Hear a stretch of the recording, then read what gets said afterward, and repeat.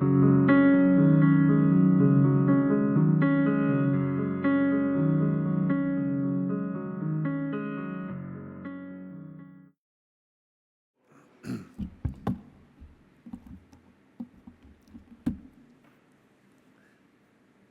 recalled this morning this old song. It probably dates all of you, but it goes like this. In the money, ain't we got fun? It says this a couple times, and it ends like this. The rich get richer, and the poor get poorer. And I think that's true, both materially and spiritually. The rich tend to know how to make more money, and they do it well, and they get richer all the time. The poor live, check to check. And they say sometimes, just lose one check and I might be on the street, might not have a meal to eat, And so materially speaking, it tends to be true, not 100%, the rich keep getting richer, the poor keep getting poorer. But I think spiritually it's true also.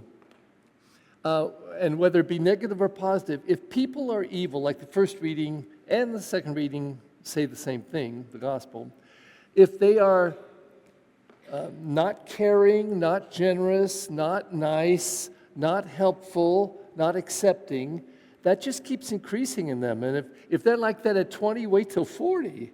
They'll be double that. And 60, worse. But the rich who are rich in goodness and kindness and love and generosity, they tend to keep becoming more of that. I read a nice little reflection today, and this one has to do with that, but there's another piece to it.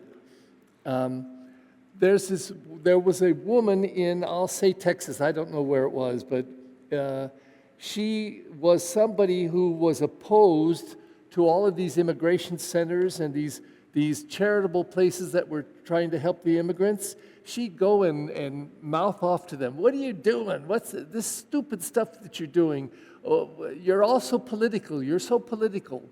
And people thought that she was against immigrants. But her housekeeper, one day she needed to do something to upgrade her immigration.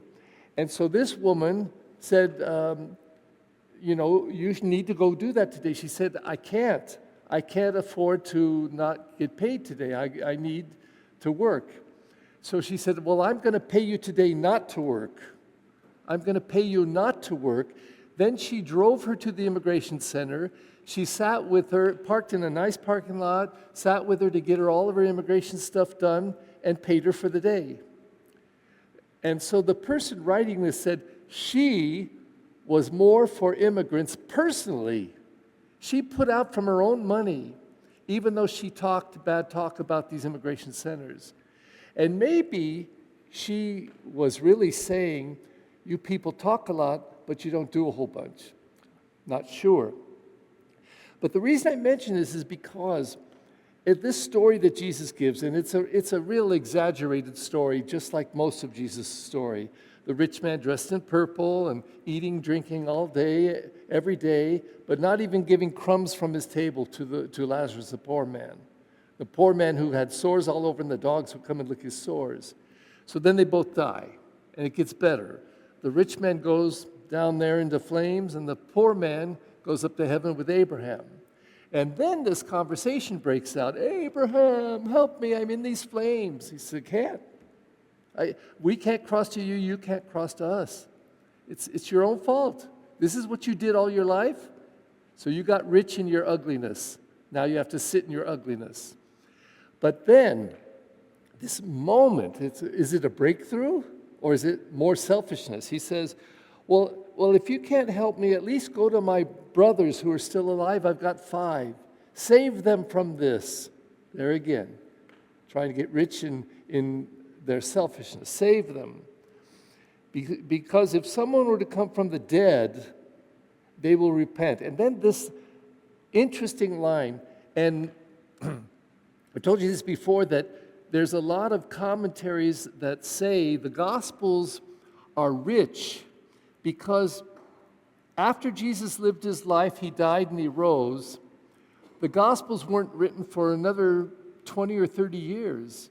So now when they wrote the story of what Jesus said, the question is, were they also writing into the story what came about? So writing backwards, so to speak.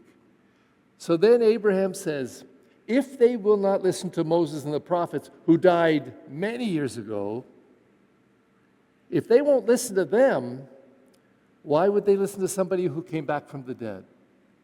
So this is pointed not at the people of Jesus' time, this is at us.